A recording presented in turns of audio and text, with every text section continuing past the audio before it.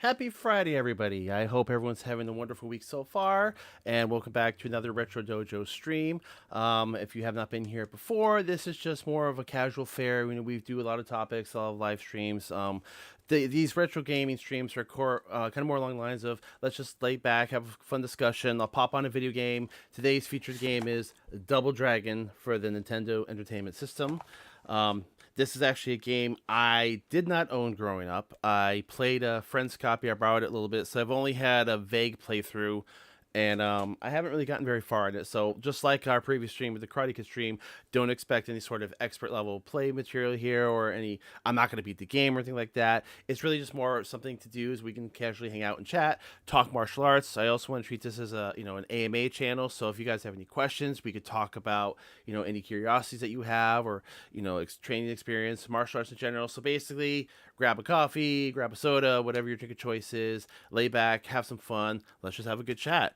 And Mario Comics, I see you are here. You're the first one. Welcome so much. Welcome today. And like I said, this is something I want to do a little bit more often. And we did do a call for questions, so I'll be addressing some questions, and I'll be asking you guys some questions as well. And let's just have a little bit of fun with this. And so I'm going to go ahead and put out Double Dragon is a game like I said, I've played a little bit of the first one. I have not played 2, 3, or any of the other ones. And I know there's a little bit of a weird. Yes, this is the first one, the first Double Dragon game for the NES. I know there's an arcade game. I have not played the arcade game. I know there's some weird like sequel numbering, because I know there was Double Dragons 1, 2, and 3 for the regular Nintendo, and in Super Nintendo, if I understand, had Super Double Dragon, and I believe there was a Double Dragon 5 that came after that. And then just a few years ago, they released a retro game, but they called it Double Dragon 4. So who knows what's up? But today we're just playing the NES version of Double Dragon 1. And like, so this is pretty much going to be my first real playthrough. Like I said, I played with it a little bit as a kid 25 years ago. So this is virtually going to be a new experience for me. Started the beat 'em up genre. Yeah, pretty much. I enjoyed the beat 'em up genre as a kid. I loved the Ninja Turtle games. I did play Renegade a little bit. I also borrowed from a friend River City Ransom, which I love. I love that game. Didn't get very far, but the beat 'em up genre can be really fun if it's done correctly. And a fun one. I don't know if you guys have ever seen. It's a martial arts spoof film. It came out, I want to say 7, 8 years ago, called Kung Fury. It was on YouTube. It was a short film, totally goofy. But they released a video game for it that is excuse me. It's done in the retro arcade style, but it's a very, very simple play control, but it's a beat 'em up, almost like a puzzle beat 'em up, and it's extremely addictive. It's extremely responsive, and it's very fun. So you can find it on Steam if you haven't tried that. If you're looking for an old school feeling beat 'em up game that's got a little bit of a twist to it, I definitely recommend Kung Fury, the video game. So, and yes, the Double Dragon Battletoads crossover game. I didn't play that one. I played Battletoads. That game has shredded me. Can't get very far in that one as well. So I'm going to go ahead to get the game loaded up. And like I said, I encourage everybody today. I put out a request for chats, a request for questions. I got a lot of good ones, and a lot of topics that were submitted were deep topics, like the full-blown episode topics, history topics, which I've been taking note of those. We're always taking note of those. I'm also looking forward to just quick questions, like, just, I don't know, what your experiences are. Any curiosities you guys have. I'd like to ask you some questions. So that's basically the theme of today's stream. So I'm gonna get this loaded up, and if at any point the audio is too high, or if you need something changed, just let me know. And we're gonna get the game started now.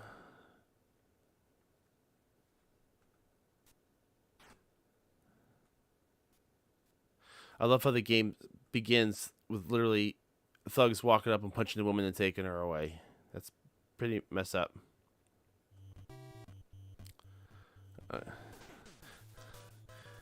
Before we get started, so what was that score? Since then, I must admit that when I saw the names Billy and Jimmy Lee in the NES game manual, I was a bit disappointed. I still call them Hammer and Spike.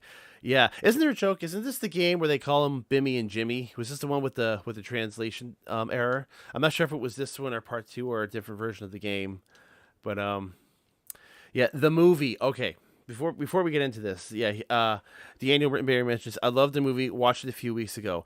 I have not seen the movie yet.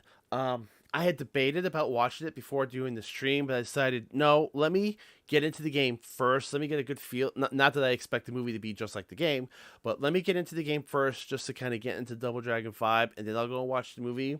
All I have heard is how bad it is. But it's also in the early phase of video game movies, and when that got started, Super Mario Brothers, the movie, kicked that off. Didn't go over very well. Double Dragon didn't go over very well. Street Fighter, the movie, I know there's a fan base for it. I didn't care for it. Really didn't go over very well. It seems like the Mortal Kombat film was the first one that actually really kind of struck it right, and just based on my observation over the years, it seems like, especially with movies like Pixels and even Uncharted, a lot of the games that are adapted to films, it feels sometimes like studios are apprehensive into leaning into the source material, almost like they're embarrassed. Like Mario Brothers doesn't really have a whole lot of story. Two plumbers running around stomping turtles and mushrooms. Not a lot there, but they took it in such a radical direction, and sometimes I feel that when they try to adapt a video game to a film, that the studios either don't understand the target audience, or they're afraid to commit to the source material. And the Mortal Kombat remake that came out like 2 years ago, the director was talking about that he wanted to make a film that was so much more faithful to the original series. It's all about, and he had that same criticism that directors and producers, they don't want to commit to the source material, and that's where it goes wrong. And then his movie came out, and he committed more to the instruction manual than the source material. The story was changed. We didn't even get to the tournament, and the movie was so focused on the characters getting their special moves versus the actual story. So I think when it comes to video game movies, it's kind of weird, and I do believe that there's potential there, and I wouldn't mind them trying to do another Street Fighter, like commit to it. Double Dragon, commit to it. So I don't know what you guys think about that. Have I seen the martial arts movie, The Paper Tigers? I loved The Paper Tigers. I thought that was so fun. I could relate to a lot of it too. I know it's all about them aging and not being back to their former glory. We did the review on that. We did the Cine Dojo review on The Paper Tigers and the whole concept of Baymo. And if you haven't checked it out, go check it out. I actually really did enjoy that film. Yes, Double Dragon 3, The Sacred Stones. There, Miss James is related to Bimmy and Jimmy. Yeah, so, that's funny. So, all right, I'm gonna just get this going. We'll just have a casual talk. But I'm not real familiar with the play controls entirely. Hold on, let me adjust my volume. My volume is super high here. Is the volume okay for you guys? There we go. So I know, just doing a quick test playthrough, that as you go through different levels, you start to get more moves. There's a headbutt right there. It's gonna take me a little bit to get some bearing on here. I know there's a jump, punch, and move my mouse. We're gonna call this a practice stream.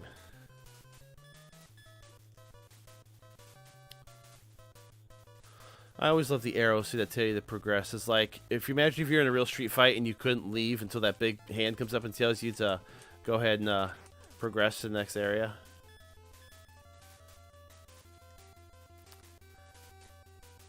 And for as simple as this game was, I think it's actually fairly groundbreaking. I mean, the Nintendo only had 2 buttons really to work with, but there's some combinations. I mean, you can pick up the objects. I know if you double tap, there's a headbutt. If I can actually pull it off. And as you get closer, or as you get higher in the levels, I know you can do some throws, you can do hair pulls, you can do a little bit of grappling and ground and pound, which I think is really cool. That adds games. When games have just the same 2 moves that go over and over and over, kind of like the Ninja Turtle games did at first, that gets tedious after a while. But I like when they start adding as you go, because it makes the game a little bit more dynamic, and it introduces you to moves so you're not bombarded with a whole set move list at the beginning. You can gradually get into it. Yeah, I'm doing terrible.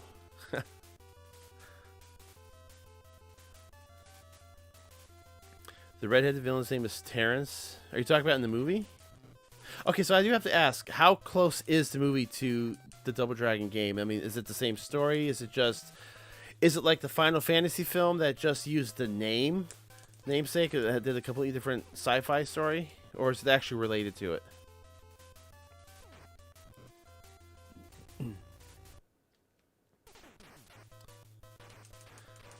Here are the conveyor belts. I know the trick is try to get these guys up on the belts and try to get them to fall off. Or don't fall off myself. There we go.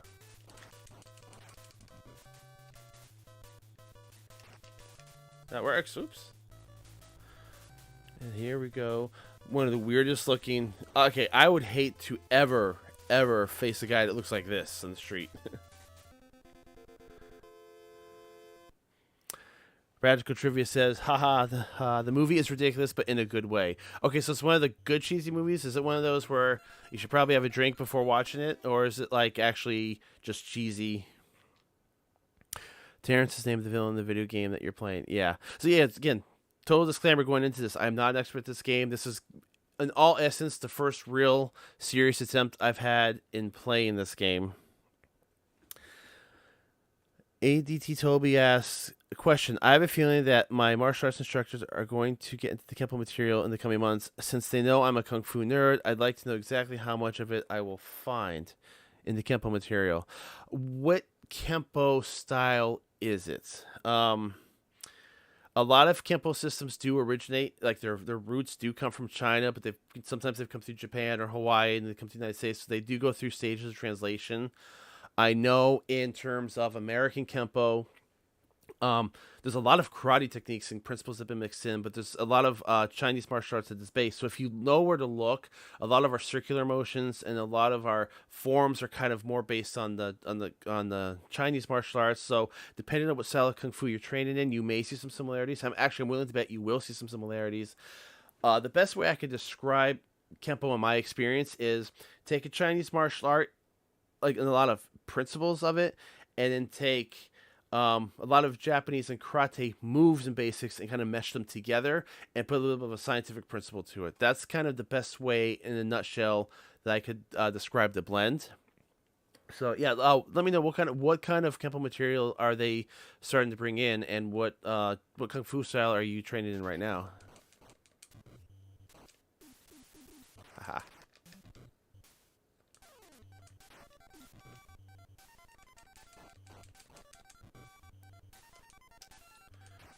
So I grew up with the Nintendo and the Super Nintendo. I had a friend with a Genesis. We played it a little bit. I know there's games like, was it Final Fight? No, Final Fight was Nintendo. Streets of Rage was on Genesis. How was that game? I played Final Fight a bit. It was okay. Wasn't my favorite. How would you compare Streets of Rage to it?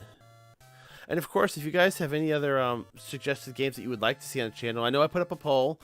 Double Dragon won by a pretty wide margin. Ninja Gaiden was another option, which that game I am very familiar with. I have played that. I played that a lot as a kid, and I played it about a year or two ago, trying to seriously get through it. That game is brutal. It's absolutely brutal, and I think it's one of those games that defines the term Nintendo hard.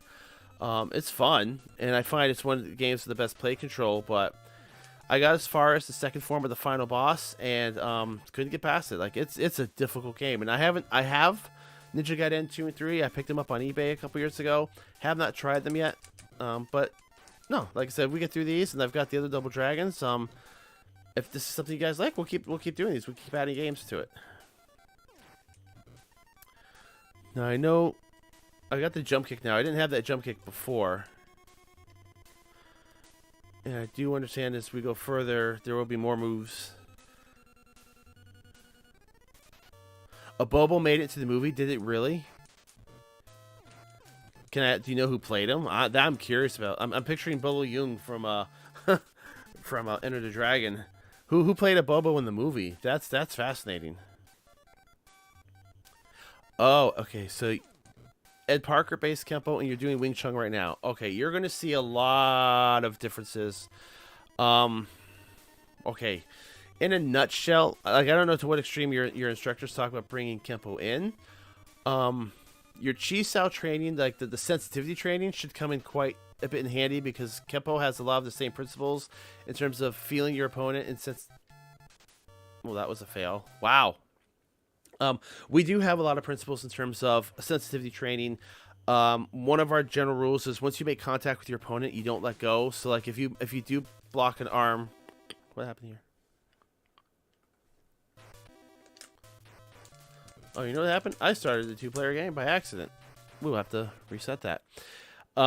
Yeah, so in Kenpo, once you make contact with your attacker, say they grab you or they pull or punch, and once you make contact with their arm or any part of their body, you don't really want to let it go because that loses. I mean, you've got that feel, you've got that sensitivity, and once you make contact, you want to control that contact. So you might see a lot of similarities in that. Everything else, I mean, Wing Chun is a pretty substantially different art than Ed Parker Kenpo. I think that they both have their values. They both have their applications. My good friend, actually, you guys may have seen him on the channel, Mr. Zach. He plays White Belt Zach. He is a Wing Chun practitioner, so we actually have this discussion all the time. And we like to compare arts. And we find that most of the times that when we first start talking about it, it's almost like we're on two different planets talking about two different subject matters. But the more we get into it, we start to find overlaps in training. It's just different ways to get there. I know Wing Chun's a lot more basic at the beginning in terms of drilling, sensitivity drills, and drilling your basics over and over and over and making it like until it's ingrained. Kenpo takes a different approach where it's a lot more contextual based. You learn principles and concepts, and you learn the sample techniques and how they're applied in context. And I know I've said this 1,000 times, but it's like Kenpo's like learning the language. You learn your vocabulary, you get a whole list of words, then you get the grammatical rules, and then you apply them together in example sentences. That's the best way I can describe it. Two very different ways of learning, but the more we compare, the more we find out that our end result still gets there. It's just we're taking completely different avenues. So I'm really curious to know what your experience is with that and how he tends to implement it, because you don't see too many schools blending Wing Chun with American Kenpo. I'm actually kind of fascinated about that blend and what he's going to make work. Is it going to be katas that they're bringing in, or principles, sparring techniques? I'm really curious to know more about that. Fatal Fury would be cool. AJ, Fatal Fury, is that the one with the animals? The fighting game with the animals? I think I have that on Super Nintendo. And if I do recall correctly, that was pretty cool. It's probably been 20 years since I played that, but I remember liking that. You have Double Dragon for the Game Boy Advance. That's closer to the arcade port, isn't it? I just saw someone play that on stream not long ago. What is Shaolin Kenpo? Is it even Chinese? This one's a hard one to answer because I don't have a lot of first-hand experience with it. I know there's different versions of Shaolin Kenpo. There's different arts that use the term. I know Fred Villari's system was one of the more popular ones. There's a lot of Chinese base in it. I wouldn't say it's Shaolin Kung Fu. I think there's quite a bit of difference. There's a lot of Ed Parker based influence in there. There's a lot of Chinese Kenpo in there. I would say it looks, if it's the one I'm thinking of, if it's Fred Villari's system, to me it looks like a more Chinese version of American Kenpo with a lot more different katas thrown in. And I know there's been a lot of branch offs. I know back in the 90s there was a big split and a lot of schools branched off. Jim Broussard's Shaolin Kenpo is very much Ed Parker like in terms of speed and principles. I like his teaching. I've had the pleasure to speak with him a few times. He knows his stuff, and he makes it work. And he's all about making it work in the application. So I think it's interesting. But is it actually Chinese? I would say there is. I would say it's Chinese to a root. How close it is to actual Shaolin Kung Fu? It's probably quite a bit different.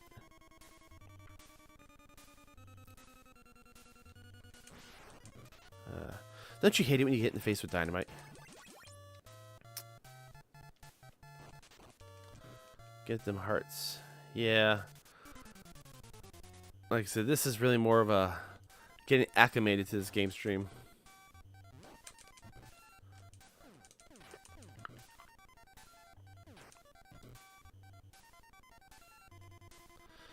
Nils Allen Stewart played a Bobo. Okay, now you guys really have me curious about the movie.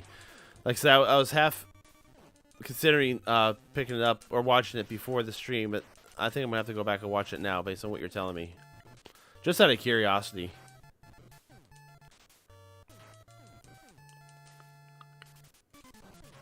So one of the questions. So here's interesting. I'm getting a lot of questions. Some people ask me to cover the history of certain arts. this is obviously not something I can cover in a short topic, and there's certainly no shortage. Every day I get somebody asking me to cover Wado-Ryu or Bajiswan, all sorts of arts, and they are definitely on the list. It's just doing art history episodes take a long time to produce because we want to do them right. They're not just a 5-minute topic, to do them any sort of justice. There's research involved. I'm trying to get more interviews involved. Right now on our plate, I can tell you the next two that we're working on is the Modern Army Combat Program and Capoeira. Those are the two that we have outlined, and we are seeking interviews for that. We have interviews that we're reaching out to for that. And that's one reason we're doing some more streams is that our schedule's been weird, and trying to find the time to shoot and write has been a little bit of a challenge lately. So we're taking the time to do some of this writing, get these scripts done, and hopefully soon we'll be releasing those. And we're also releasing a whole bunch of YouTube shorts. And I know some viewers have expressed concern over shorts and not overusing them, and I know one person said that shorts have ruined YouTube. I don't agree with that. I think YouTube shorts actually are a pretty cool addition if they're not overused. I know there's a tendency to just want to crick a whole bunch of them out there, but they do have a completely different algorithm. They've got a different user base, and they do see, right now YouTube's making a major push with them. So we feel that we can use shorts, one, to increase our audience, at least our audience reach. A lot of people don't know about us, and we got good growth with this channel. Like, you guys have done awesome, and I know a lot of you who are in here today have been with us for a few years, if not even the beginning. And I just think, I notice when we do a history topic, or when we do a topic that does well, the reach expands, and we get a lot more traffic and feedback. And feedback is what we need a lot of. So we're looking at the YouTube Shorts as an opportunity to a sort of what I call buckshot ideas. Like, we put a whole bunch out there, varying topics, to see what actually lands and what the interest is in. And if we see that certain topics are doing better than others, then of course we can devote more time to those. And art history topics totally are included in that, because there is nothing worse feeling than spending a couple months on an art history episode that underperforms. And there's actually been a couple times we've done one that was more of a quicker episode that did very, very well, that I go back, I'm like, okay, our first one, the origin of Taekwondo. We did that episode as an experiment to see if our audience would even like a history episode. It was done quickly. Like, I look back at it now, I can make 1,000 changes to it. And but it did extremely well. It was actually one of our fastest growing videos at the time. And I see that there is an interest for it, and I kind of regret not making it longer or better and more in-depth than what it was. So that's probably one we're going to revisit one day. But this is what we want to use the shorts for. We want to gauge what topics you guys want to see. We want to see what arts have the audience, and as well as other fun topics. We like to change things up, as you can see. When we started this topic, we started the channel a couple years ago. I wasn't playing video games on it. This is more of an opportunity to talk to you guys. I love talking to you guys. This live feedback is great, and you provide a lot of great insights. So, in a nutshell, we're trying a lot of different topics. We have art history and origin of topics in the works, and we've got shorts in the works. And the shorts are going to be a combination of condensed versions of topics we've released before to reach a new audience, as well as a whole bunch of new material. So, hopefully, those will be coming in the next couple of weeks. Let's see what we got those. You can kick those knives out of the air. Oh, just like in real life. I love kicking knives out of the air. But no, I didn't know that. I can try that. Brian Oliver asks, what is your favorite episode that you have done so far? Oh, that is an interesting question. My favorite episode on our channel that I've done so far? Wow. To pick a single one is almost impossible. I have really personally enjoyed a lot of the interviews.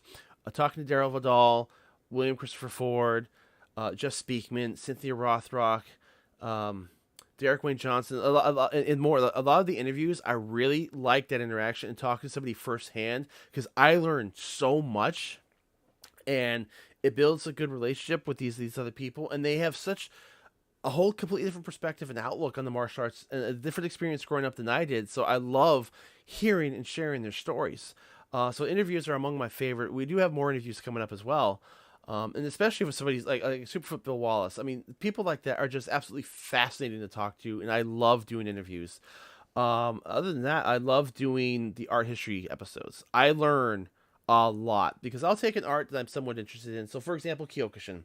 I was always intrigued by Kyokushin. There really aren't too many Kyokushin schools around where I am, but I've seen it on TV, and um, this is going to describe the process of how we do art history videos in general. Is that I'll take a topic that either viewers are talking about and I'm curious about, or it's an art that I want to learn more about. Like Shotokan was something I kind of started to do a personal research deep dive on just a little bit, and Kyokushin. So I decided, well, you know what? If I research it to a much deeper degree and start talking to people in the arts and experts in the arts, it gives me such a more well-rounded view of the art. So I walked away from the Kyokushin having, we did 3 episodes on it. I walked away having such a tremendous level of respect for the art. The same thing with Shotokan. The same thing with Wing Chun. Even Bujinkan. I know there's a lot of controversy and a lot of mixed opinions on Bujinkan.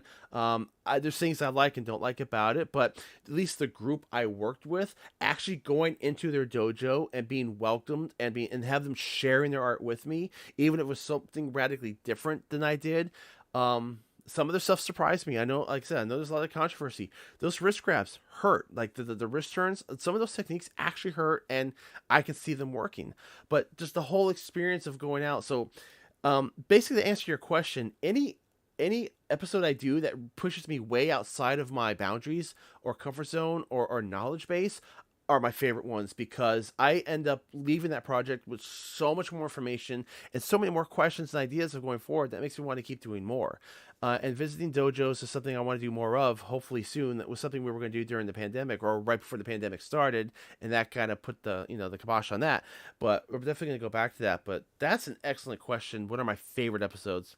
And of course, I have to throw in anything Karate Kid related, because I am a total nerd in that. And if I could talk about the Karate Kid for any amount of time, I'm a happy camper.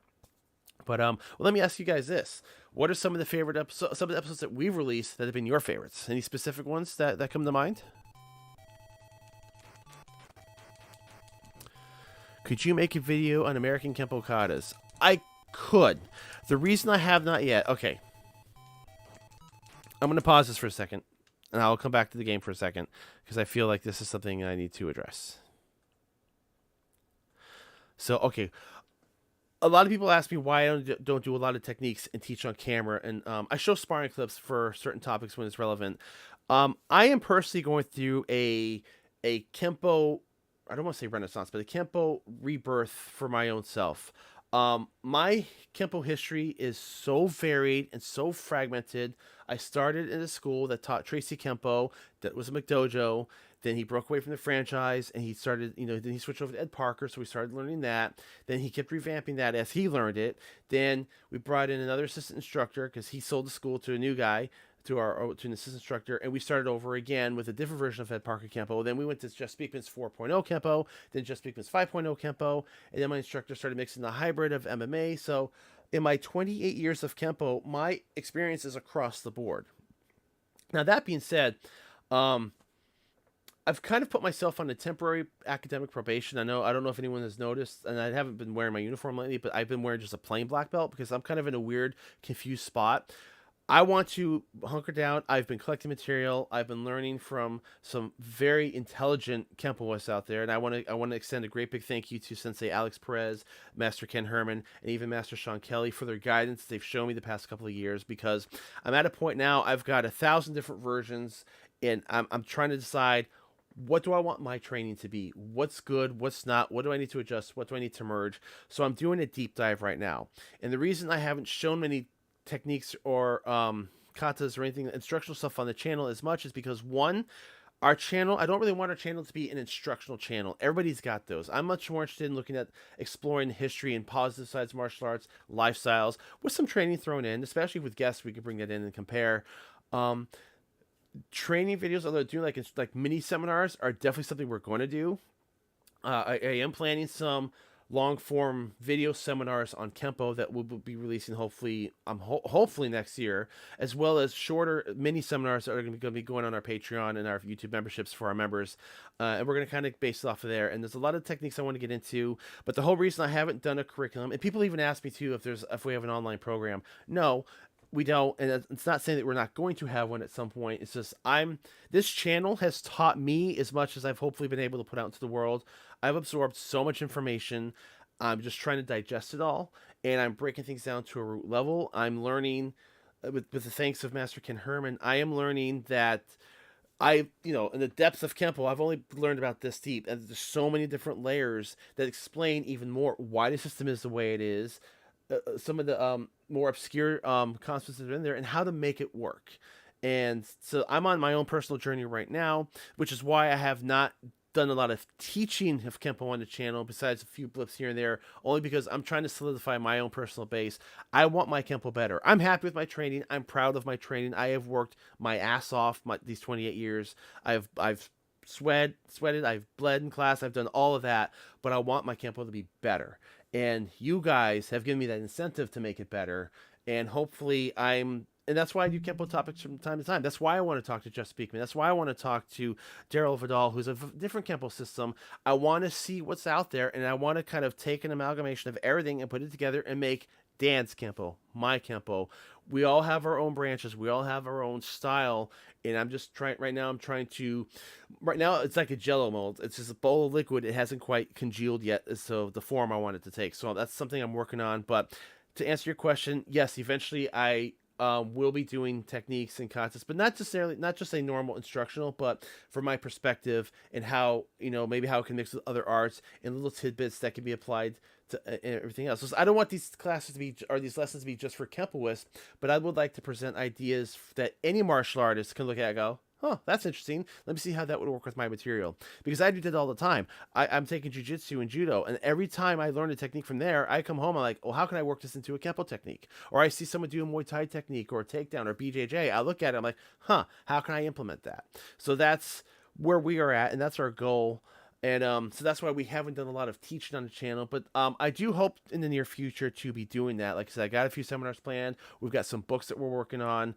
The material is coming. It's just been a matter of having the time to write it and put it together. And, of course, squeezing training time in there, which has been a challenge in itself. So that is an excellent, excellent question. So thank you for asking that, because that one asking my favorite. That's something no one's ever really asked me before. So yeah, like, so what some of the favorite episodes that you have seen. I'm going to go back to here.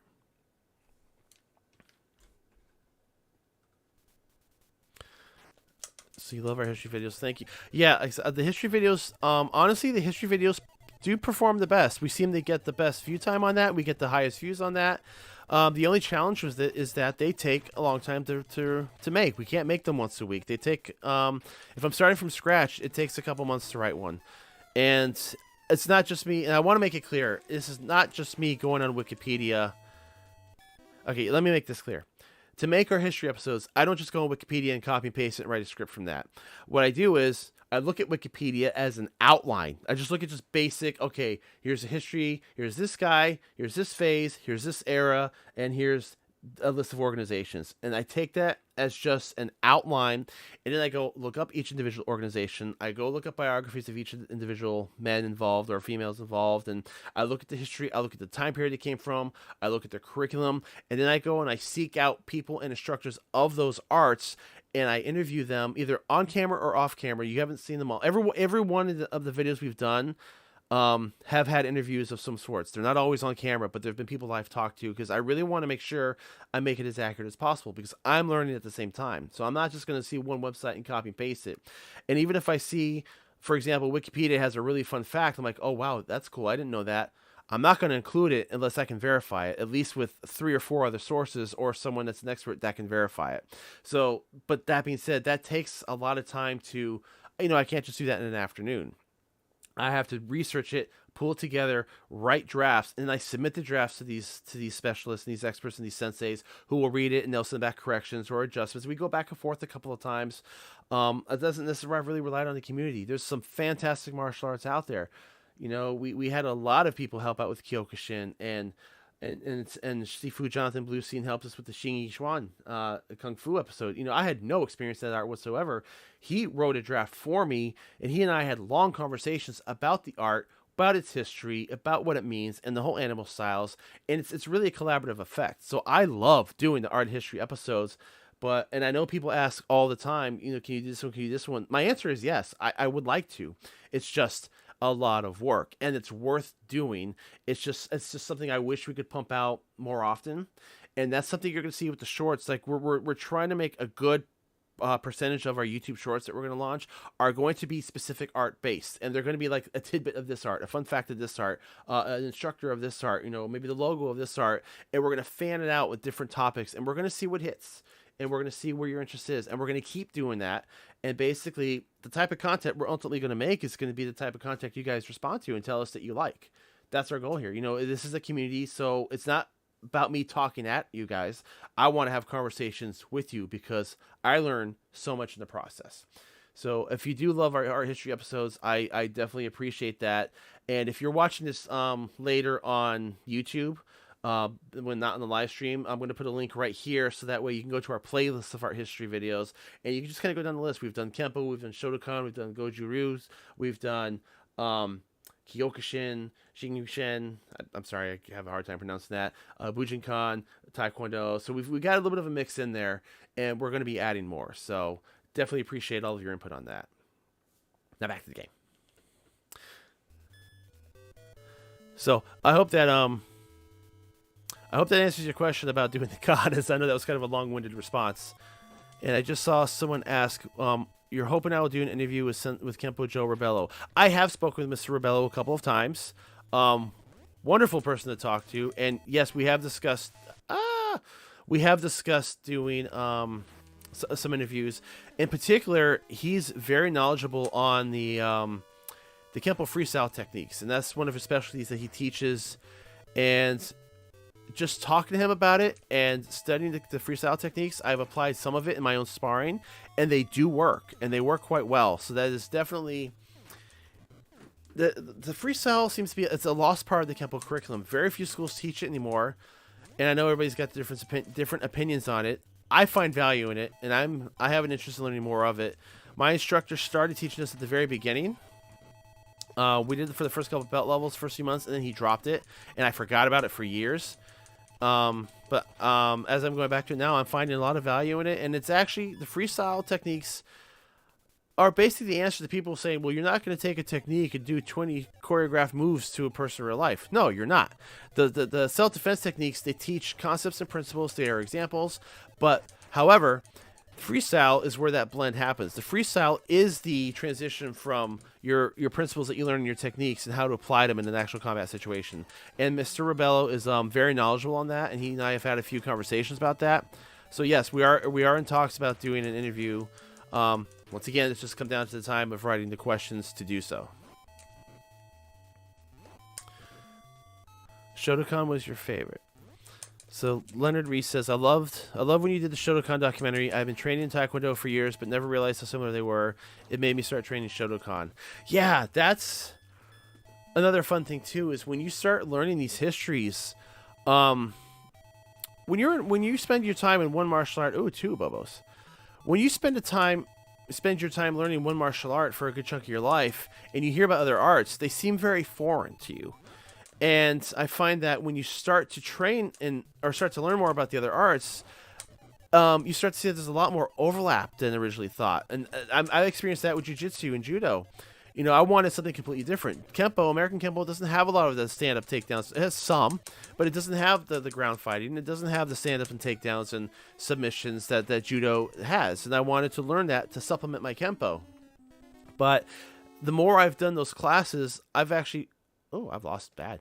The more I've done those classes, the more I'm starting to see overlaps, that there is a lot of judo and jiu-jitsu embedded in Kenpo. Now that I've learned the judo side of it, I see where it is. It stands out more. And even with boxing, there's certain boxing stances and strikes that are in there. And I think Shotokan's the same way. When I started to research Shotokan, you start to really realize how much influence Shotokan has had in the world of martial arts. It itself is a blend. It comes from 𝗔𝗖𝗘𝗦𝗘. It comes from Okinawa, and it went through some adaptations, and it's gone on to be the basis of Tang Sudo and a lot of the Korean arts, and it's embedded in Kyokushin and Wado-ryu. So like Shotokan has a very rich history, And that overlap is fascinating to me.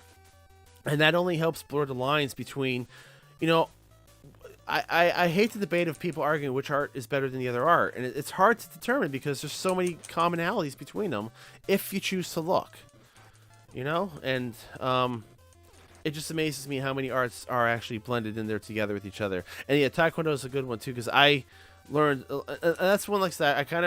I don't want to say I regret it. I think I could have done that one better. It was in the first couple of months of our channel, and it was an experimental topic, but it did, because it did as well as it did, is why we started making more history episodes. And I mean, what can I cover? It's a 9-minute episode, a single episode on the history of Taekwondo. I couldn't go too in depth. So yes, I definitely want to go back. I want to talk about the differences between types of Taekwondo, different schools, and different histories. It's all fascinating to me. Ryan Oliver says, I really enjoyed interviews. I do too. I think, I don't know how you guys listen to me talking all the time, but I love bringing other people and letting them tell their stories, because there's so much. And these are people who are like, you know, you got someone like Jess Speakman and Bill Wallace and Cynthia Rothrock. These people are legends. They are legends in their arts. They have earned their place. They've had their tournament career. They've proven their worth. And having the privilege to talk to people like that is such an amazing experience. A little intimidating sometimes, because it's like, here I am, some little YouTube guy talking to Cynthia Rothrock, but she was super professional, super kind, and I know she's probably been asked 1,000 of those questions before, and I try to change it up. And that's the other thing with the interviews. The interviews require some research too. I don't just sit down and write 5 questions that I'm going to talk to them, like, how did you start? What's your favorite this? I do try to watch previous interviews that they've done, because I don't want to just imitate something they've said 1,000 times. And sometimes questions are going to overlap, of course, but I would like to bring new spins and new perspectives and let them talk. You know, I don't want to talk at them. I don't want to talk over them and for them. I'm not trying to get them to say certain things. I just want them to share, because I think they have a lot of value, and they are cultural icons in our martial arts landscape. And they deserve, honestly, the interviews deserve just as much research as the art history films, because they are living history. Would you consider boxing a martial art? We did do an episode on that, talking about the topic, but to answer your question in a nutshell, I absolutely do consider boxing a martial art. Now you could ask yourself what type of boxing, because boxing as a sport has a lot of rules, a lot of regulations. I still consider the martial art, because even if you're a sport boxer, you could do some damage. You're going to be able to defend yourself just fine. But they don't practice things for the streets, like against weapons and multiple attackers and situational situations, but doesn't mean the skills aren't there. And if you look back at the history of boxing, it does come from a combat background. You know, there's just Chinese boxing. Boxing's been around ever since humans have figured out how to use their fists to hit another person. So I would say, in a nutshell, yes, I consider boxing a martial art. Just like, you know, you've got karate, you've got MMA, you've got other martial arts that have become sport versions of themselves, but they're still martial arts.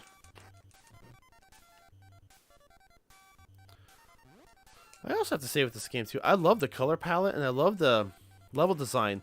Like, Nintendo was not capable of very big sprites. Like, the characters are small, but a lot of games just tend to have just flat open skies. They've put a lot of work into the backgrounds. There's a lot of texture. There's a lot of scenery. There's objects, and there's a little bit of depth. I like the color and the level design in this game. I don't like how much I'm sucking at it, but if you look at the 13 known ancestor styles of judo, it's easy to understand why and how judo is related to Kenpo. Yeah, like I said, the more I'm researching and doing this channel, the more I see the influences of judo and other arts in other arts. The overlap's insane. And if you guys didn't catch our episode recently about the trees, how martial arts are like a tree, that's kind of what I mean. It's like each art or each style is its own tree and it grows, but every practitioner is going to branch off in its own direction. Like, there's no branch that grows straight up from the root. It's gonna skew to some degree, and I think that accurately represents the martial arts and how they evolve, and why there's so much influence in everything. Because, you know, especially like in the example I used, or the banyan trees, they intertwine, and they have aerial roots that grow down, and they start new roots, and next thing you know, you've got a whole forest of this intricate, beautiful, gorgeous tree that's not just that blurs the lines from one tree to another.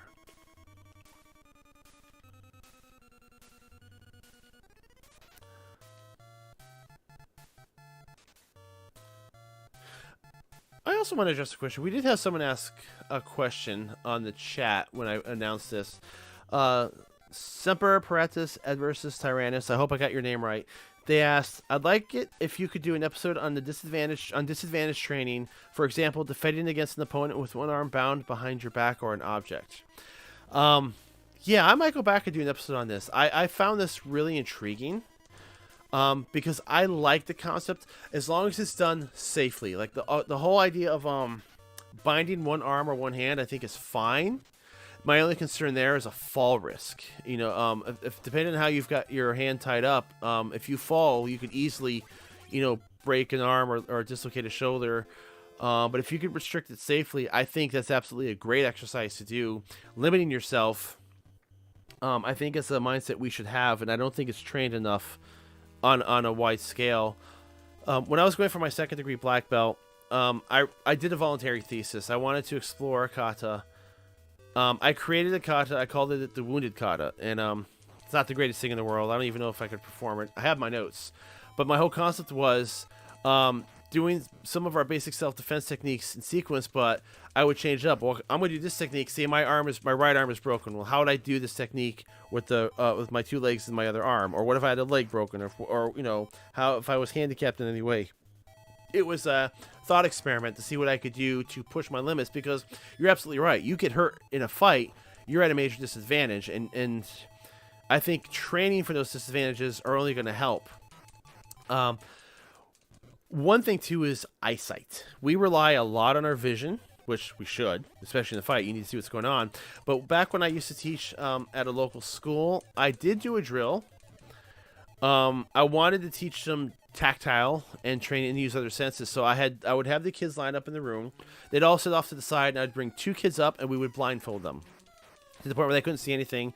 And we put them in the center of the room, and we had them spin around like 2 or 3 times just to kind of scramble their orientation a little bit. And then what we would do was, the whole concept was walk around slowly. You can't see them, but listen for foot scuffles. See if you can feel any vibrations or footsteps on the mats near you, and try to slowly get up to them and make contact. And once you make contact, it goes into grappling. Light grappling, you know, nothing hard. We're not doing throws or anything like that. But the whole principle, the whole idea was to teach them that you don't have your vision, that you need to rely on your other senses, and you have to adapt to the situation. And the rule was you go slow and there's no running. It worked great for the first day we did it. You know, the kids were having a good time, and you could see how apprehensive they were. They were nervous. They were all like shaky. And once they made contact, it was really interesting to see what they came up with, because that's the whole thing is once you let go, you kind of, from a tactile point of view, you're blind again. And it was all said and good, or all good and done, until one day one girl didn't listen to instructions. And I put the blindfold on her, explained to her, I said, there's no running, go slowly. I put the blindfold on her and her partner, and the second I said go, she screamed, turned, and just ran full speed and landed into the mirror and broke her pinky finger. I was like, what are you doing? Of course, Mom got mad, talked to the owner of the school, and we weren't allowed to do that drill anymore. Which is unfortunate, because I thought that drill had value. And we did a similar drill for this was more of a game, and I've talked about this multiple times on the channel, but we did that ninja game where I would set up a set using all the floor mats and the kickmasters and the kicking pads. I would make like a fort, and then we would station kids all around the fort, and I would give them the padded swords, but they were wearing blindfolds. And the whole game was, one student was the ninja or the infiltrator, and they could see, and we turned all the lights off, and their whole goal was to sneak inside the fort, get past all the guards, sneak inside the fort, and grab the artifact, which was like a beach ball or something. But they had to wear a bell around their neck. And their whole purpose was to move as quietly as they could, because if they rang that bell, well, the guards could hear. And the whole point, though, was if you got touched by the sword, you were out. So the whole blindfold was to simulate darkness. It was nighttime, but the guards were going by sound. And oh my gosh, they loved that game. They had such a blast with the game. I had a blast watching them play, and I even pretended to be the wind, in which, like, if they were walking around, I would go up. So if, say, the infiltrator was on one side of the room, I'd go to the other side, and I would scuffle the floor on purpose so that the guards would hear something and just start swinging around, just to kind of throw them off a little bit. Ambient noises. And we had a ball with that game. So, to answer your question, I absolutely believe that disadvantage training should be practiced more often. Sparring 2-on-1, 3-on-1. We did another drill where we set up like a restaurant scene. We called it restaurant. We set up the restaurant scene, and using kick pads and mats, and we took the kicking shields. We made tables out of it and counters and all that good stuff. And one kid, I would send out of the room. They were going to be the defender. And then while they were out of the room, I would choose 3 kids to be the attackers. And then the other kid would come back in, and they would all... So if we had a class of, like, say, 10 kids, they'd be mingling around this restaurant. And when I said the word go, the 3 kids I had chosen would attack. They would gang up on it. And that's where it got interesting. So the whole point was to escape. Use the environment, get out of the restaurant, and get to safety. I told him, don't stand in the corner. Don't try to stand your ground against 3 guys. You want to get out of there. And what was interesting is the panic on their face for once when it happened, because they had no idea who was going to attack them. And when it happened, a side effect is sometimes I would assign 3 kids to be the attackers, but next thing I knew, suddenly 4 or 5 kids were challenging them. So, and that actually kind of highlights, a real life situation. When the bar fight happens, people get excited, people have been drinking, you might get some other people to jump in. And in one instance, there was a girl who was the defender, and another kid jumped in to defend her, to help her. She turned around and she clocked him. He's like, "Mr. Dan, she hit me." I said, "Well, she doesn't know you were trying to help her." So I think there's a lot of scenario-based training that we can do. So I think it's a wonderful question. I'm going to post a link right now. If you guys, I'm going to post it right here. We've got the ninja game. I'm going to post it right here. This is one of my favorite games to play with the kids. And after you watch that, if you're going back on YouTube and watch this, of course, after you've watched that, go check out the restaurant game as well. I think that was an excellent question. And yes, disadvantage training, I think, absolutely has its value.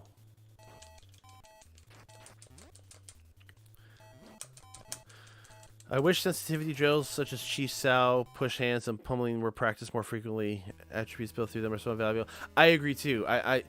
There's a lot of misconception. I know a lot of people criticize Wing Chun and say, "Oh, it's all 𝗔𝗖𝗘," and or 𝗔𝗖𝗘 won't work for sparring. It's not meant for sparring. It's a drill. It's just a training session. It's like in BJJ. When you spend a half an hour practicing shrimping. Are you going to do nothing but shrimping in a sparring match? No, it's teaching you a specific technique that you could use at a specific time when you recognize it. 𝗔𝗖𝗘 teaches you sensitivity and reaction and how to read your opponent. And that can be interpreted so many different ways. I think every grappling art has some form of that concept built in. I don't care if it's judo or BJJ. Once you make that contact with your opponent, you should be able to feel by their body motions what they're going to do. And that comes from experience, and that comes from practice, and the only way to do that is to do repeated training. So I will agree with you. I think 𝗔𝗖𝗘 should absolutely be implemented, or at least the concept of 𝗔𝗖𝗘 should be implemented more in arts. We do have a version in Kenpo called Sticky Hands. It's not the same as 𝗔𝗖𝗘 entirely. It's really more focused on trapping and limb destruction, which I love. I think it's a completely awesome drill in its own right. But no, I agree with you 100% on that. You were talking about interviews. I would love for you to do one with Philip and Simon Reed. Oh my gosh, I would love to talk to them. I was a huge fan of Best of the Best as a kid. It's one of my favorite martial arts movies. I've told friends this before. Philip Reed has to be one of the best kickers I've ever seen. Watching him in Best of the Best in those movies, how sharp and crisp and precise his kicking techniques are and the power behind them. I don't know. There's very few people out there that I would say rival the beauty and delivery of his kicks. And it's also my understanding that for Cobra Kai, the cast worked with Simon Reed, maybe even both of them, for some extra choreography and some extra training, which I think is fantastic. And me and the Karate Kid, they have a history tied in with that too. They're part of the 𝗔𝗖𝗖𝗘𝗦𝗦 Taekwondo school, which was the location for the original Cobra Kai Dojo in the Karate Kid trilogy. Was 𝗔𝗖𝗄's martial arts, or 𝗔𝗖𝗄's Taekwondo school, and his picture is on the wall. You can go back and actually see his picture on the wall. And Terry Silver in Karate Kid 3 is doing a kata, but it's the 𝗔𝗖𝗄 version of the kata. So I love that they actually have a tie-in. So one of my favorite martial arts movies is tied in with one of my other favorite martial arts movies. I'm I'm not loving Double Dragon home too much. I'm not getting very far, but I'm not paying super attention. Okay, Scorch. Okay. I'm going to answer this question in 1 second. Scorch has just asked me, so hold on. Okay, so Scorch has just asked me, Sensei Dan, have you been to the Morikami Museum and Japanese Gardens in Delray Beach, Florida? Yes, I love the Morikami. I live about 5 minutes away from it. I've been there multiple times. The grounds are absolutely beautiful. I love to go there just for a walk sometimes. I used to go there to do some jogging just for a different environment. It's a great place to go and down and sit there and write or read. The museum is fascinating. They have different exhibits that come in. So for those of you who are not familiar with the Morikami Museum, in a nutshell, if I'm remembering the history correctly, it was originally a settlement back, I don't even know what year, early 20th century. Japanese settlers came here to South Florida, and they were, I believe it was a pineapple farm. I forget. They were trying to establish a farmland, and ultimately it was sold to. I'm getting my history mixed up here a little bit. It's definitely. I'm going to put the website in the description down below after the stream ends, so that you guys can see more information on the gardens itself. But it became a memorial museum. It's on Yamato Road, or near Yamato Road, named after, I believe, the Yamato family, if I'm remembering that correctly. But it's got a museum where they bring in all sorts of different exhibits. Sometimes they'll have, geisha outfits. They'll have artwork. They'll have artifacts, samurai outfits from around the world. They do tea ceremonies there. It's a very popular venue for weddings and bar mitzvahs. I actually filmed a bar mitzvah there, and we actually almost considered it for our wedding ourselves back in 2015. Then you go outside. They have this whole big garden trail. It's like a big walking circle, and there's koi ponds everywhere. There's waterfalls. There's rock gardens. They have a beautiful bonsai section, and they have bamboo tree setups. And they have in the back. It was one of my favorite parts. It's just like a house, like almost like a courtyard, a house in the courtyard, and you walk around, and they have different example scenes of like, here's what an apartment would look like in Japan, here's what a subway looks like, here's this classroom, here's a restaurant, and they would have like vending machines, but it's in their style. So it's a really good look at Japanese history. I love the gardens, and as a fun fact, we did try to film there for our Goju Ryu episode. I'm actually disappointed it didn't work out. Since Mr. Zach and I went there and we filmed. And that was a long episode. It was like a 40-minute episode. We filmed almost the entire thing, all my stand-ups there, with a teleprompter in front of all sorts of different landmarks, in front of the waterfalls, in front of the gardens. We dealt with some very, very, very harsh lighting. Like with the Morikami, you can't take a lot of gear. It has to be low-key. You have to start getting into permits and really expensive charges when you start bringing in lights and all those rigs. So we had to kind of go by natural lighting. We had a reflector, but the lighting was extremely harsh. There was a lot of foot traffic, and there was some weird. And when we came back and we played the footage back, there was some weird interference in the sound. So like that. I wasn't able to use the sound, and I even tried to overdub it. Kind of got close, but it just wasn't working, and I had to scrap the footage. And we shot the whole thing all over on set in front of the green screen. I was really super disappointed that we didn't get to use that footage. I am hoping to try again.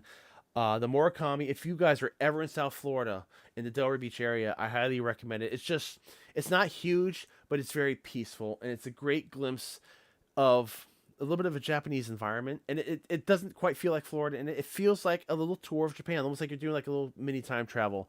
So I'm really glad you brought that up, Torch. Yeah, I love Morikami, and I haven't really been, I think I've been once since the pandemic. It does get hot during the summer, so bring water.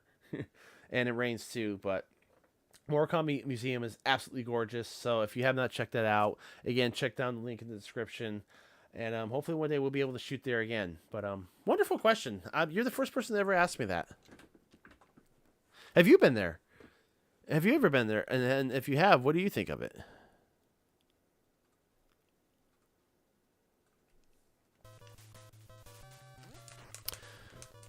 As someone with poor vision, I use my awareness and hearing a lot when sparring. Yeah, you have to. I mean, bottom line is, if you have a weakness or a handicap, I don't want to call it a handicap, but if you have something that's a disadvantage, you got to find ways around it. I mean, unfortunately, it sucks, but it can't be an excuse to not do something.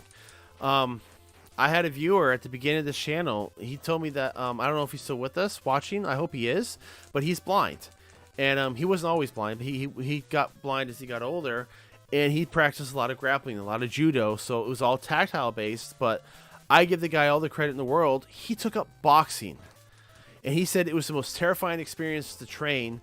But he wanted to condition himself to the thought of being punched. He's not going to be able to see the strikes coming, but he wanted to acclimate himself to the reality that if he gets punched, he can't just freeze up. He's going to have to react to it, recover, and hopefully make contact with the person. And if he gets his hands on the person, he's got a fighting chance, literally.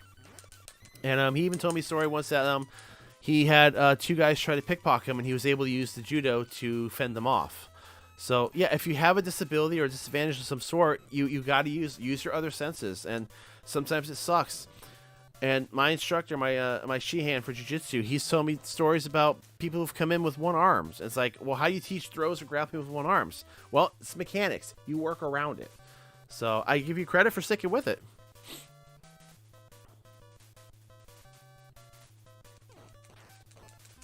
Throw punches for the first few fights to get your experience points up. Oh, thank you, Pinto. Best time is to go Sunday night Sunday at 10 right before it opens. Yeah. Are you local, Pinto? Mighty Pinto? You're right. Going in the morning is a good time because it does get crowded, especially on weekends. There are a lot of people there on weekends. You can also go during the week. Weekdays during the week aren't too bad. We did film. We had a client back in 2004. A little bit of a strange project. It was a woman. She did interpretive dance, and she wanted to film a music video at the gardens in different scenarios. So, and we actually did have to talk to, we had to bring our cart of gear. We had to bring lights and reflectors and audio. Well, not audio, because we were dubbing to a music track. But, we spent the whole entire day filming there. We had her stand against a waterfall. She was in the rock garden. She was all sorts of environments, and it was pretty quiet. I want to say it was like a Tuesday or Wednesday. It was the middle of the week, and there was like nobody there.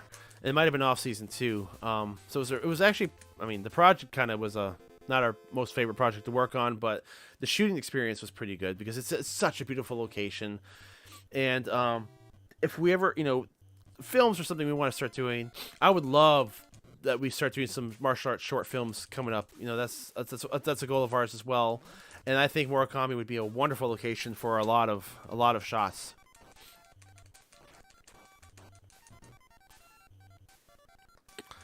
I passed the Morikami on the highway on the recent trip to Disney World, but I was not able to visit it. The billboards make it look. Oh, you saw? Oh, okay. You saw the billboards? Yeah. Yeah, it's pretty far. It's about 3 hours from Orlando, more or less, 2.5, 3 hours. Yeah, it's at Delray Beach. Like I said, it's just down the street from me. I could, if I got in my car right now, I'd be there in about 5-10 minutes. Leonard Reese asks, do you feel that schools are giving black belts out too quick? I can't answer that on a general basis because in my experience and talking to people in my own experience, that is 100% based on an individual school. I'm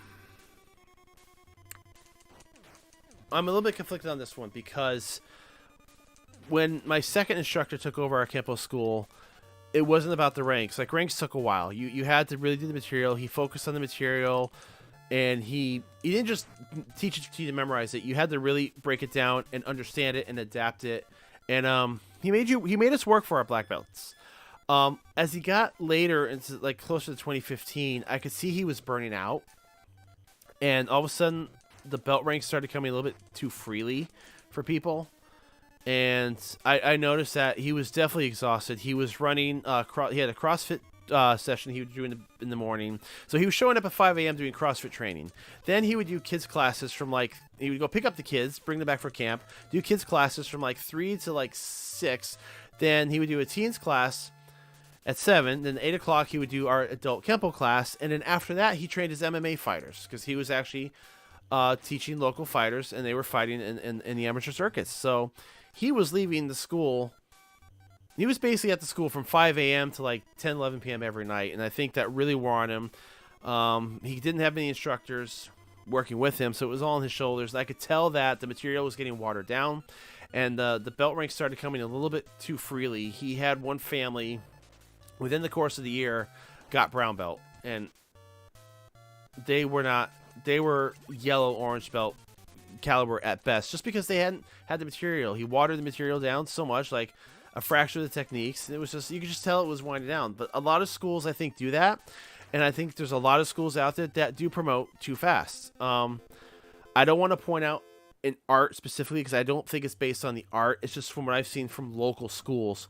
Taekwondo schools, at least in my area, tend to promote way too fast, in my opinion. It's like on average 2 years, 3 years, the kid can have a black belt, and I know kids who have a second and third degree black belt and they're 12.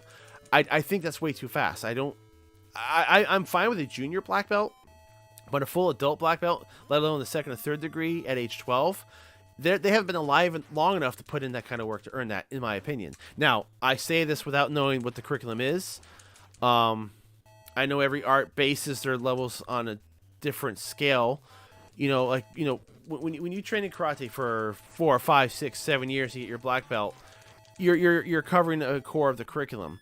But then you look at art like Brazilian Jiu-Jitsu, where it takes 10 to 15 years to get your black belt. But if you really look at their material, by the time they get to purple belt, they're basically black belts, because that's already like 6, 7 years of investment at that time. They've got their core curriculum. The rest is training and fine-tuning.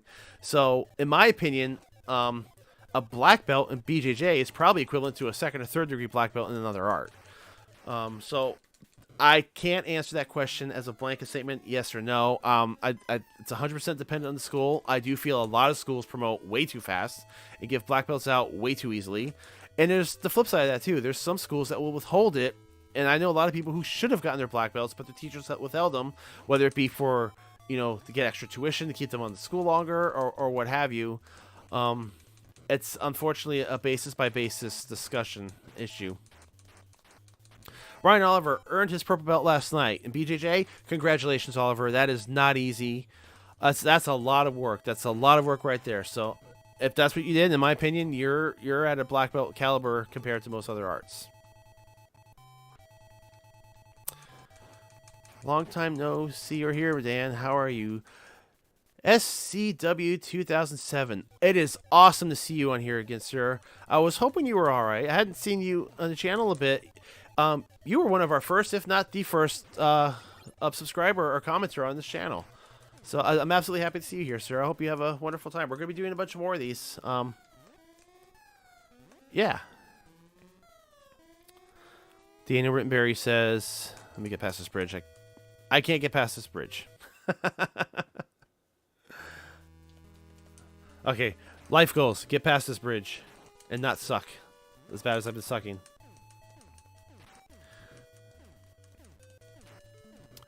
Does anybody here remember the Double Dragon cartoon series? I did not know there was one. That's interesting. I'm not destined to get past this bridge.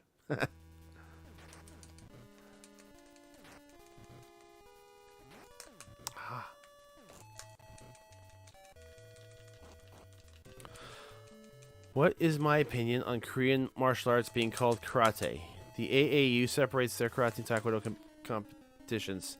Look what you made me do. I looked away at your question. Just kidding. My opinion. Do I consider what's my opinion of Korean martial arts being called karate? I think it's accurate to a degree. It depends on which Korean art you're talking about. Tang-Soo-Do, I absolutely consider a form of karate. It's Korean karate, mainly because it's meshed with it. It's got a heavy, heavy, heavy foundation in Shotokan. And I know at the time Koreans were having to train in a lot of Japanese martial arts. So there's a lot of similarities between Shotokan and Tang-Soo-Do. We did a collaboration back in the first or second season with Sensei Ichi. He's a American Tang-Soo-Do instructor. And we did a lot of comparisons. But he did a video where he took a form. I forget which form it was. But he took one of his katas, and he wanted to perform it at a Shotokan tournament. So he met up with a Shotokan sensei to learn the modified version of it. And they were very, very close. It was small differences. And that's what I've noticed the most, is that Shotokan and Tang-Soo-Do almost seem to be two halves or two versions of the same art with differences. which also explains too why when we did our video on what kind of karate is in Cobra Kai, a lot of people suggested Shotokan. They're very, very similar. And to an extent, I think Taekwondo fits that bill as well, because Taekwondo has its roots in the Tang Soo Do origin. And while it's got a lot of different curriculum, I do consider Taekwondo a form of Korean karate, because they share. I think they share a lot of the same attributes, and you could trace the roots back to Okinawan karate ultimately. Now, there's other arts like Hapkido. I don't know as much about. That seems to have a bit of a like jiu-jitsu base to it too as well. So I don't know enough about that one to call that one karate. But I do. I think it's accurate to some extent. If we can call Japanese karate, then I think we can call Korean karate, because, you know, the Shotokan is vastly different than what came from Okinawa. Very different principles, very different methods of teaching, and I think it just goes through different stages of evolution. And it's the same thing when it comes to America. American karate, if you can find a good school, is the same thing. You take the culture of the country the art is being developed in, and it's going to infuse itself, and it's going to become its own flavor. Even though it's got similarities, it's still kind of a flavor or an offshoot of the same thing. Back to the tree. It's like that Shotokan tree branched off enough where an aerial root dropped down and started to grow another tree. That is Tang Soo Do. Connected to the same tree, very same roots, but still a different entity altogether. If that makes any sense. I remember when I was a little bit closer to video games. Plus, I enjoyed the PSAs at the end of the show. Double Dragon was produced by my favorite cartoon studio, 𝗘𝗫𝗖𝗘𝗦𝗕𝗥. Yeah, I don't remember the cartoon at all. Was that 90s? When did that come out? I do remember 𝗘𝗫𝗖𝗘𝗥. They did the Real Ghostbusters cartoon, I believe, or was it Muppet Babies, or both? 𝗘𝗫𝗖𝗘𝗏 and Filmation were my go-to cartoons of my childhood. Come on, the conveyor belt. There you go. Tang Soo Do is karate with mistakes and no bunkai. I can't comment on that. I would have to believe that each school is very different. I know I've heard a lot of similar accusations with Japanese karate that they don't have the bunkai, and like I said, I think it comes down to the individual school. You need to find an instructor who appreciates the roots. Let me put it this way: I think bunkai is important. If you're going to learn a kata or form, you need to know why you're doing the moves you're doing. It can't just be memorizing it. And sometimes the bunkai is actual combat based. Sometimes the bunkai is academic based. But if you're going to do a technique, if you're going to do a form, your instructor needs to be able to break down in great detail why you're doing what you're doing. Not just, I do this, you mimic me, and you've got it down. My first instructor always said that if you can't teach a technique in detail, then you don't truly know it. So I don't want to apply that to just... I don't want to accuse any specific art of not being a good art or being watered down something else. There's Taekwondo schools I've seen that are absolute garbage and they teach just a bunch of bouncing, but there's also schools I've seen that are fantastic. It really comes down to an individual basic school, and that's why research is so important. That you don't just sign up on an art alone. When the jiu-jitsu school I'm part of now, I was looking for a judo school. I wasn't going to go to jiu-jitsu. I wanted judo specifically, and I was doing a search, and strangely enough, there's not too many in my area. I mean, I'm in South Florida, in Palm Beach County, and unless they're private classes, I was having a very hard time finding many judo schools. I found one, but it wasn't that close to me. And then doing that search, I found Boku Jiu-Jitsu, and I was like, okay. And I took a look at that, and I read the site, and I liked what I was seeing. I'm like, okay, it's very similar material. So I did more research on that and realized, okay, it's a little bit more combat-based, which I liked. And ultimately, I called the school. I spoke to Shihan Wood, and he invited me to come by and observe a class, and I did. And we sat. And the first thing he did was, he was the friendliest guy. He sat me down and just asked me questions. We got to know each other, and then when the class started, he invited me to join him for a trial, and I fell in love with it right then and there. I mean, I'm a big guy. On my very first class, he had me doing jump, flip, drop falls right in the air. I would never have attempted that before that. So, you never know. It comes down to the teacher, and his teaching is the same way. He doesn't just teach us something and memorize it. He will teach us a technique. He will show us why. He will show us variations. He'll say, here's how it's done in judo. Here's how we do it in the classroom. But here's how we do it in the street. Because, you want to take care of your partners in the classroom. You don't want to hurt anybody. But if you're going to do it for self-defense, here's the other way to do it. So you need a teacher, regardless of the art. You need a teacher who is going to break down the whys, not just saying, here's how you do it, but why we do it, how to adapt it, how to make it your own, where it's appropriate. It's hard teaching martial arts, and it's hard to find a good instructor, but when you do, dedicate yourself to it. Like I said, right now, I'm very thankful to 𝗔𝗫𝗦𝗦. If you guys are watching, I give my utmost respect and absolute thanks and gratitude to 𝗔𝗫𝗦𝗦 for his classes and his teachings for jiu-jitsu. And I want to thank Mr. Kelly for a lot of Shaolin Kenpo for a lot of his guidance, as well as Mr. Herman and Mr. Alex Perez for taking the time and including me in their Kenpo classes to go to a much deeper level. I appreciate all of this. I believe I have found good teachers, and not all my teachers were what I wanted them to be, but I feel very fortunate now to be working and training and learning from the people I learned. They're a family, and they've only made me love the art more. So if you have to find an instructor that makes you love the art more than you already do, you find that and you're gold.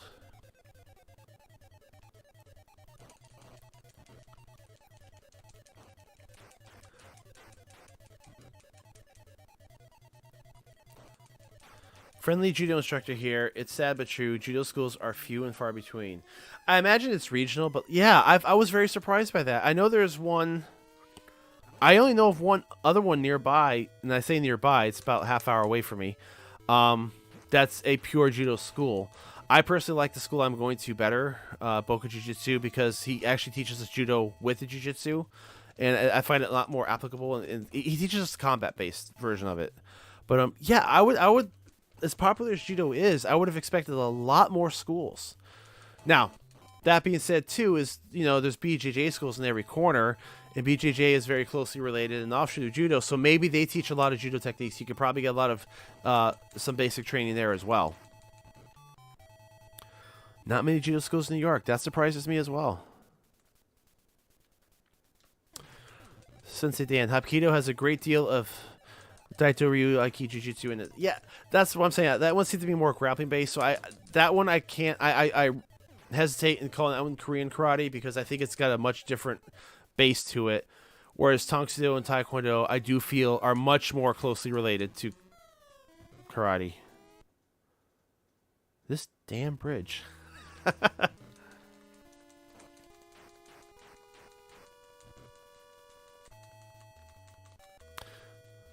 So I want to bring up an... Ah, what have I done? What have I done?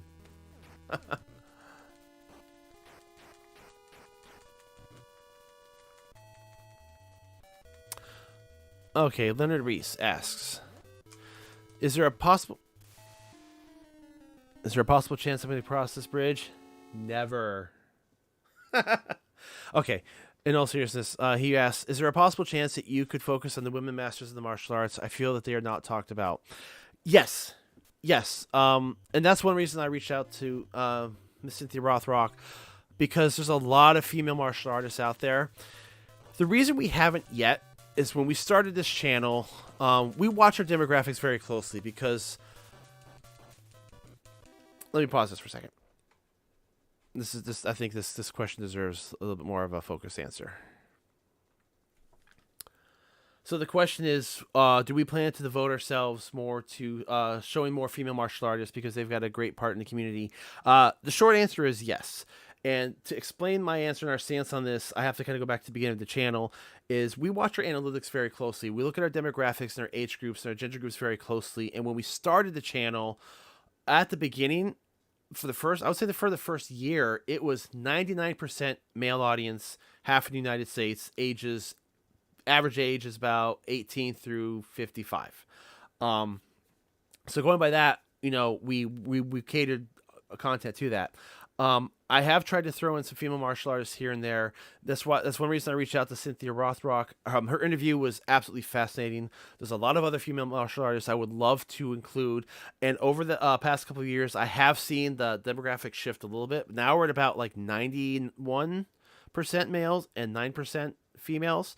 So that demographic is growing. And I know we do have several women in our audience. And if you guys have suggestions, if there's any specific topics or people you want me to talk to or you want to see, by all means suggest them, because that is a topic I would like to broach more on. I just don't have the data yet, and I would like to know what you guys would like to see in terms of that. There's a lot of wonderful female martial artists out there. I know William Christopher Ford has a wonderful channel. We interviewed him as well. He's got a channel. He's doing a show called 52 Masters, and he's actually going around and he's spending years talking to 52 masters of different martial arts. And I know he spoke to Michelle Manu. She does some Hawaiian martial arts or Polynesian martial arts, so she's definitely one I would like to talk to. And Michelle Yeoh is one I would like to talk to. There's quite a few. So if anyone's got any recommendations of specifically what you'd like to see, we could absolutely talk about gearing some more topics that direction. Appreciating women in martial arts. I mean, you look at someone like Cynthia Rothrock. She has set numerous records. She was a pioneer in her time. She is undefeated in a lot of tournament appearances, like 100 tournament appearances in 5 years. She's defeated men in competitions, and she's kind of set the gold standard for female martial arts. She has earned the title Queen of Martial Arts, in my opinion.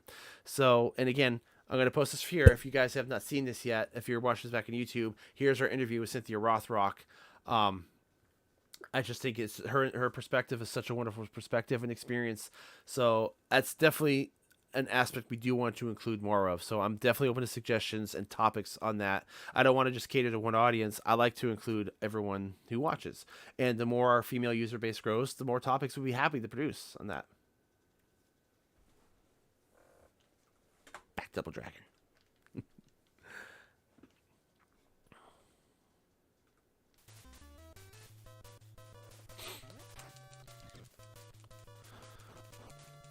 The creator of White Crane Kung Fu was a woman, and White Crane has a lot of influence on karate. It does, and there's also the legend of Wing Chun being created by a woman too. Oh no, people underestimate women. Okay, look at MMA. Look at MMA alone, right there. You've got plenty of women fighters now. I mean, you started with like Ronda Rousey and Gina Carano, but since then, look what they do now. I mean, they fight just as tough as the men. They are beasts, and even a lot of actresses these days have martial arts experience. One of my favorite is Catherine Winnick. If anyone has watched the Vikings TV show, she played Largatha, one of the Viking queens, and she's a black belt in real life. I don't remember what art she trained in, but she actually ran a dojo, and she can fight. And I think that. And look at Ruby Rose. You know, she was in John Wick movies. I mean, John Wick is including more female martial artists, so I absolutely believe that they're there. You can't discount a person's fighting ability based on their gender. It's just there are some seriously tough women out there that I would never mess with because I know they're going to put me in the ground.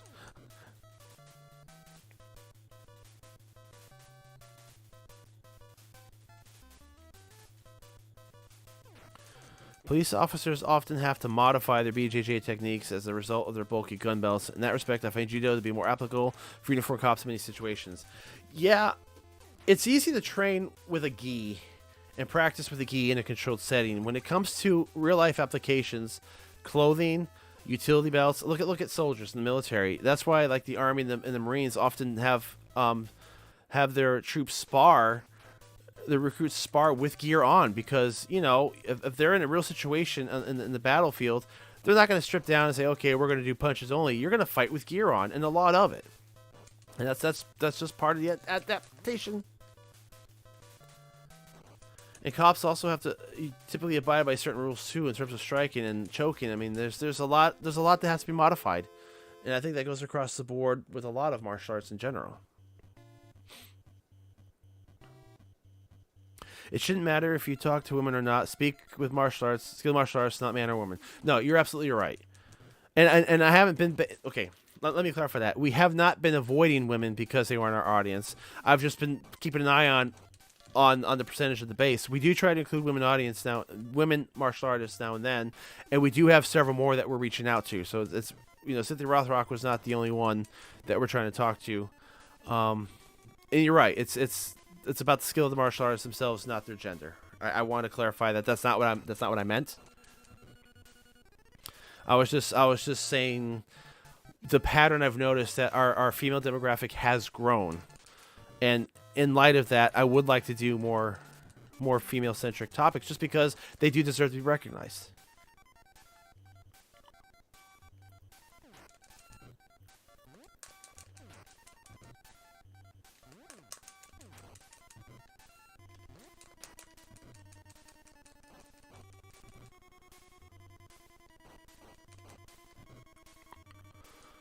Probably just gonna do this. Go through this one or two more times.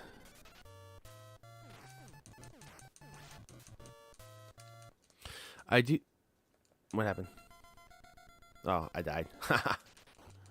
I do security, throws the pins. I do security, throws the pins serve me better than rolling.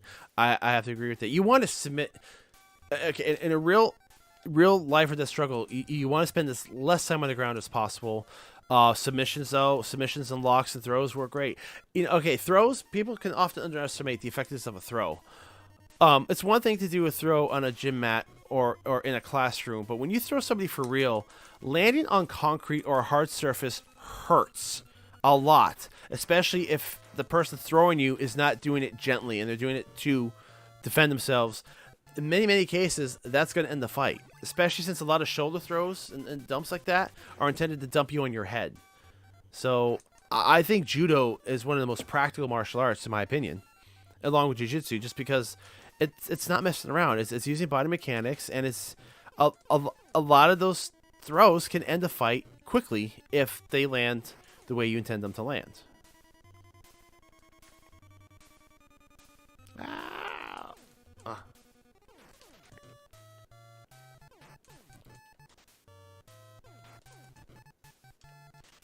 So let me ask you guys a question. If we were to keep doing these streams, we put on the poll, I had Ninja Gaiden, I had this game, and I had Renegade. For future streams, would you guys want me to try go back to one of those, or do you want to do like a Double Dragon 2? I don't have a lot of modern consoles. Like I said, my newest, most modern console I have is a Wii. It's not even hooked up. So I've got a lot of retro stuff, and of course there's emulators. I'm playing this off an emulator right now just for ease of integrating with the chat. But let me know if you guys have any preferences to other games you'd like to see. Killer Instinct. I have that one. I was never good at that one. I played it a little bit in the arcade. I sucked at arcade games. Like, I love Mortal Kombat, and I could do really well with it on the Super Nintendo. I can't play it for the life of me in the arcade. I like joysticks. I do better with cross pads, not joysticks. Killer Instinct was one of those examples. I did not do well with it in the arcade, and I played it at a friend's house, and he gave me the game, his copy of the game, a few years ago, so I do have it. I could try to put that on. Bad dudes. One thing I liked about River City Ransom was one of my favorites. Because I like the story. It actually has a story to it. It's not just run and beat 'em up. There's it's a little bit of an RPG element to it. You're building up experience, and you have to buy items to keep an inventory, and you've got to. It's not a linear path. It's not just go left to right. I mean, you've got to go up and down and kind of traverse through a city. It's a little bit. It's just as much exploration in that game, and RPG elements, and as there is a beat 'em up game. So I like that one. I always loved River City Ransom. Did I say Renegade? I meant River City Ransom. Sifu is a good game. I'm not familiar with that one. What system was that on? I've heard of Bad Dudes, and I've heard of Shadow the Ninja. I might have Shadow the Ninja. But I have not heard of Sifu. What system is that on?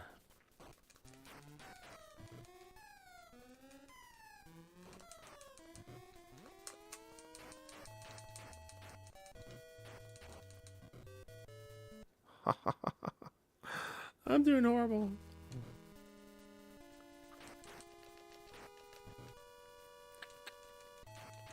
Sifu's for PC. Is it newer?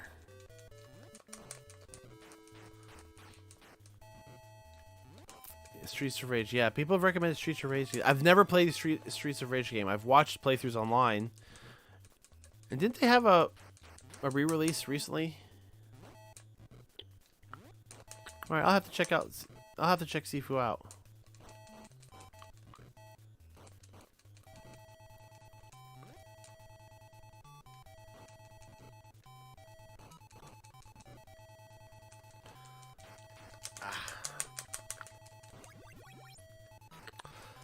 Catherine Winnick has black belts in both Taekwondo and Karate. Okay, good. Yeah, I knew she had black belts. I didn't know she had 2 black belts. No, she was. If you guys have not seen Vikings, she's badass on that show. That girl can fight.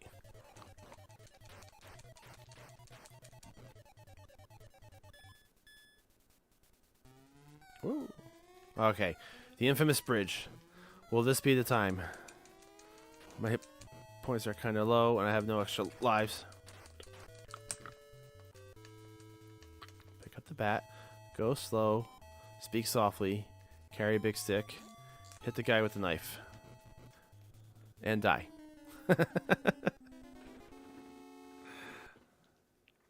Okay, I'm going to give this one more playthrough, and then we're going to probably call it from there.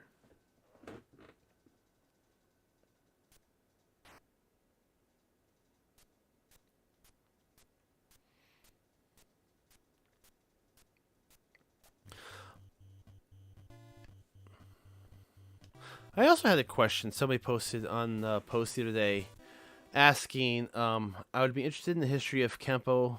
This is from Bay Dweller. I would be interested in the history of Kenpo on the East Coast.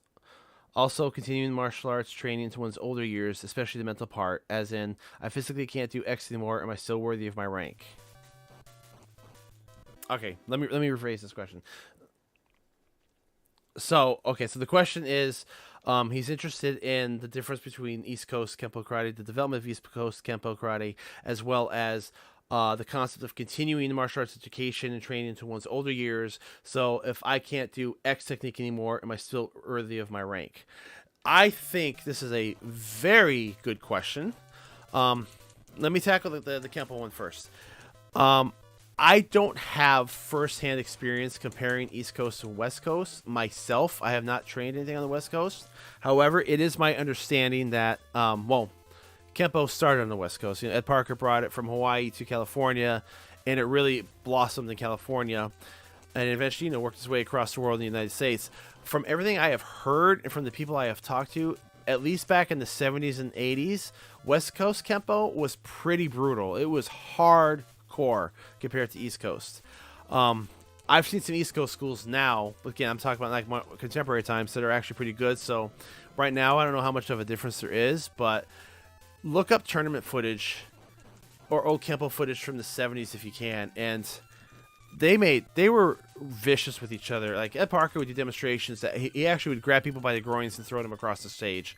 And if you watch the point sparring tournaments, watch point sparring tournaments now versus point sparring tournaments back in the 70s, and you're going to see a ferocity difference in them. And I think a lot of that is started in the West Coast, because the West Coast wasn't just for Kenpo. I mean, West Coast, I think that's where Wing Chun came over. I mean, think about it. It's California. It's where a lot of settlers from Asia and the East came from.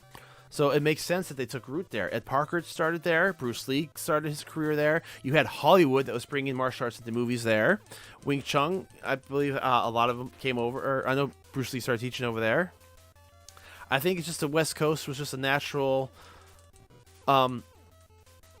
stepping ground or fertile ground for the martial arts to propagate, and then it spread across the United States.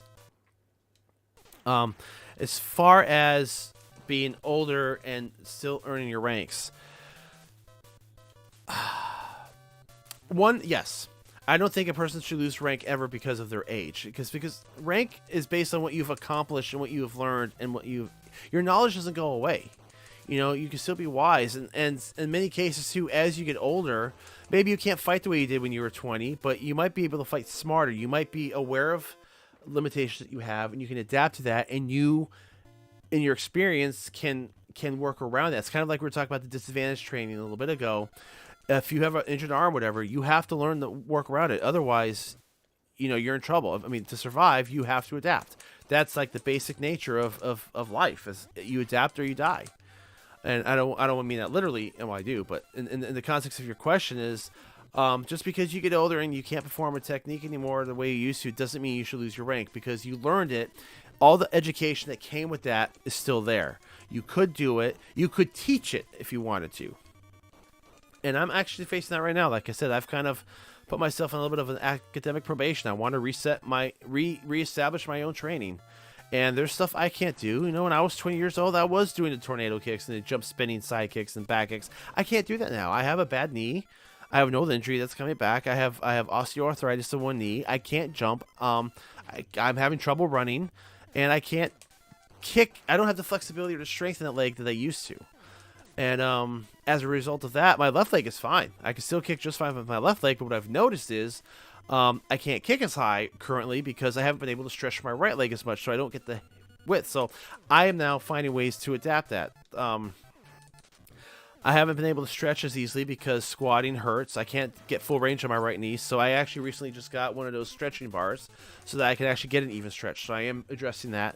And that's just what you have to do. Age happens. There's nothing you can do about it. The best thing you can do about it is keep moving, keep doing your best, identify what weaknesses you have, and either, in some cases, you can rehab them and get around them, or you learn to adapt alternative solutions. But I will always say to anybody asking, is it too old? Am I too old for the martial arts? No. Even if you're 90 years old, there's some health value, at least some intrinsic health value or something you can draw from that, even if it's just a mental exercise that it feels good to move, you know? But as far as I know, I don't believe we should lose rank as people get older. If you earned a rank, like if you truly tested and practiced and you earned that rank, even though you might not be physically capable of performing all those moves anymore, I don't think that disqualifies you from your rank. All the rank is a curriculum marker. It's an achievement. That's my opinion. What do I think about the martial arts in the Olympics? Honestly, I'm a little bit disappointed. I watched a little bit of it, and I really wasn't getting into it. I couldn't really watch the whole thing. I don't like a lot of the rules. I believe it was the American who knocked out his opponent, got disqualified for the knockout. I think was ridiculous. I'm not a fan of the style of bouncing around for an hour before someone throws a strike. That's why I mean go back to compare, look at current tournament karate point sparring, and then go look up tournaments from the 60s and 70s, and you're going to see a massive difference. There's still bouncing, there's still tactics there, but it's aggressive, it's ferocious, and in my opinion, much more interesting to watch. And now we have tournaments like Karate Contact Karate Combat, which I think are awesome. So I'm, I don't want to ruffle any feathers, but I'm not a personal fan of a lot of the Olympic style karate fighting right now, and I'm a little disappointed in how it came about in this tournament. I think it could have been a lot better, or this Olympics. I think it could have been a lot better, and I hope they figure it out. Because you could. I mean, there were some matches I was watching for like a full minute of two people bouncing before anybody threw a technique. It's like that's not. I mean, it teaches timing, I guess, but that's just not my thing. That's my own personal opinion. That's just not my thing.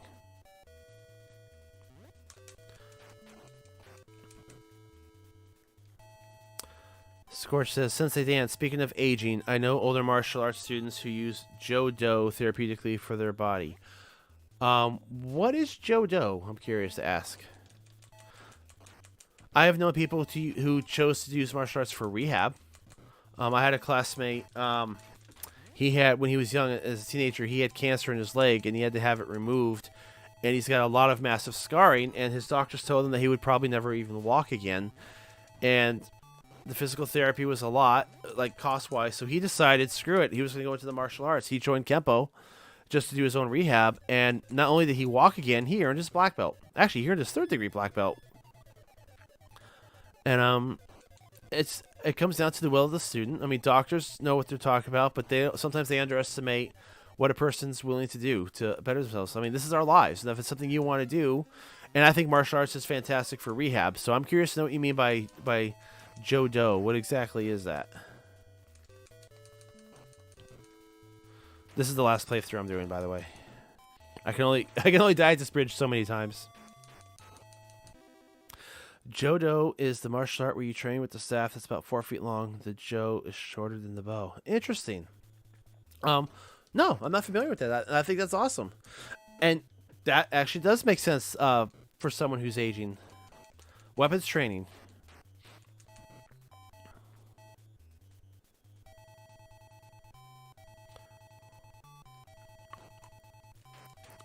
I like how you can actually grab it. So I do like on this game that as you go up levels, you can start doing more techniques, grabbing hair, pulls, and throws. I know there's an uppercut you can do when people squat, but I haven't been able to do it yet. Okay. You know, I'm going to forget the bat this time. I've grabbed the bat every single time, so let me try something different. It's the guy with the knife here.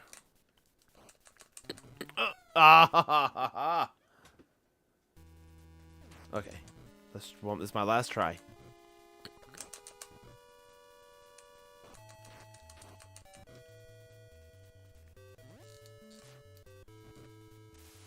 And that was that. Well, I think that's going to conclude my Double Dragon play for today. I cannot get past this bridge, but we will definitely do this more. Let's see what kind of comments we have here.